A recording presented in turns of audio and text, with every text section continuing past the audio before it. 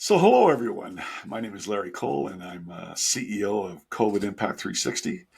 And today is a day that I've been hoping to happen for quite some time now. It's January 9th, and as of January 2nd of 2025, I had made some previous announcements that we were going to be bringing on a very good friend of mine and also my mentor when it comes to science, Dr. Roy McGroarty. And I always have trouble with his last name, and he's going to laugh about that. So good morning, Roy. Good morning, Larry. How are you? I'm doing very well, and sorry if I mashed up your last name again. So that's why, if anybody's wondering, this is why I call him Doc Roy. Yeah, you wouldn't be the first, Larry. I know, and so it's a mouthful for me. So Roy, uh, this is just going to be a short one today. What I'd really like people to understand today is a couple of things. What's your background, and what have you been doing during the pandemic? Because I think that's a real key as to why you've come on as our chief science officer. And then secondly, we'll talk about some upcoming columns you're going to be writing and some subscription columns you're going to be writing. So let's start with, first of all, who's Roy, and what have you been doing during the pandemic? Yeah, so for the last 35 years, I've been the leader of the G7 Classified Emergency Response Team, and I got activated for the SARS-CoV COVID-19 pandemic on December 30th, 2019, and I ended that run on December 30th, 2024. So Right, exactly 5 years to the day. right, And during that last 5 years, I have been the SARS-CoV-2, COVID-19, infectious diseases, right. virology, and public health, pandemic response director for 45 countries in Asia, and the senior technical advisor for the pandemic to 167 government heads of state. Wow, like that's talk about a lot of pressure. I mean, because you would do that, and I hope that I'm not speaking out of school here, but I mean, you were doing this reporting a lot. Like you weren't. This wasn't just a once in a while you write a report. How often were you doing this kind of work? Oh, this was daily with the 45 countries in Asia, Yeah, and a random number of calls from heads of state needing yeah, information on yeah, anything related to the pandemic. And those yeah. could come in either on my phone or by email, but most often by phone. They would just call, and I would give them the information that they required. So, this won't be a surprise to anybody, but like I feel like, I mean, you're like a brother from another mother to me. Um, but this is getting you on board with COVID Impact 360. I feel like it's a real coup for us. We needed that background, and we need that expertise moving forward. So one of the first things that I talked to you about doing was doing a public column, and I'm gonna surround this with, I think, Roy, now that he's no longer encumbered by having to deal with the heads of state and all the securities and issues around that, I'd like to give Roy a voice to the public about infectious diseases, COVID and long COVID. So, do you have some ideas about what you're going to be doing in the future with that column? Yeah, first of all, I think the most important thing for me to do as a new member of COVID Impact 360 is to start to try and dispel some of the misinformation and disinformation that's out there across the board.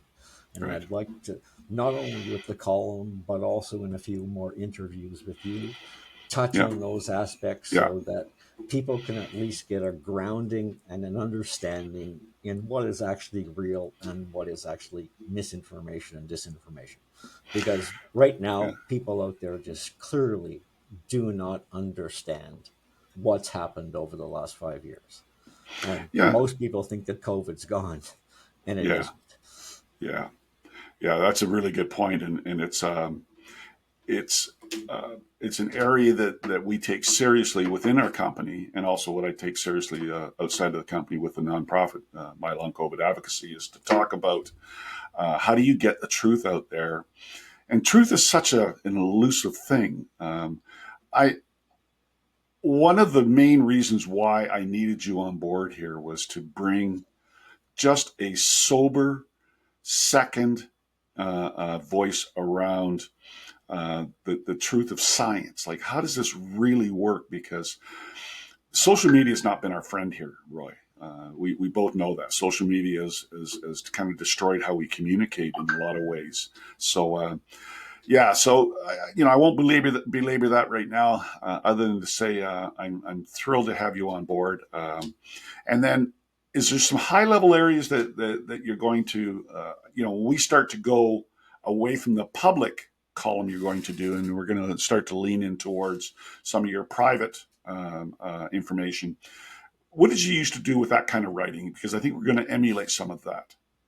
Yeah, it covers a lot of areas. But first of all, I think what, you know, any client of COVID Impact 360 is going to want to know is, you know, what is the current state of affairs of, any infectious disease out there that has pandemic potential.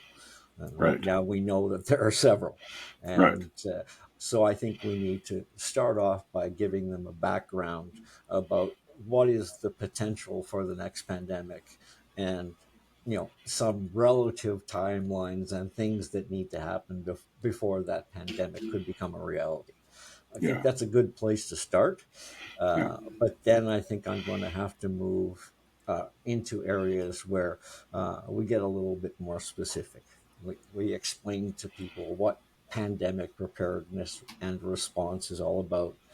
People need to understand what early warning indicators are and why it's so essential to get at a pandemic as quickly as possible and not let it percolate for several months before we do anything about it. And so I think what I would do is spend time with one topic per publication hmm of Roy's opinions, Roy's thoughts, things that I think people need to know today that can yeah, allow them to prepare for what's coming and to get past all of the misinformation, disinformation that's out there. Because, what we do is not rocket science, but given the social media ecosystem that we're living in, yeah, for every real bit of truth out there, there's at least 10 times more that's absolutely false. And if we can communicate that in a coherent way to everyone, and clients and people who want to read those kind of posts, then yeah, I think they're essential to yeah, getting the real story out there for people so they can all make practical decisions for themselves and their families and their friends. yeah. I don't think people realize that nation states, countries, are vulnerable. Like they're vulnerable to their own hubris. They're vulnerable to their own politics. So I just love the fact that you want to go right back down the same roads that you were paving before, and really at the end of the day, I'm using this platform right now to say thank you for coming on board, and let's get busy. Let's Yeah. let's make some value out there. Yeah, no, I'm honored to be on board, and I think there's a lot of good that we can do. And I think joining the organization was perfectly timed for me. And even though I spent most of my time dealing with heads of states and governments, Yeah, what I tell them is just practical information for them as well. I yeah, teach them how to build the tools and the policies that they need to have, because there's just one reality in this world, and that is when a pandemic starts to come to an end, everybody just forgets all the lessons that we learned from that pandemic, and then we restart again the next pandemic comes along. And that has to end.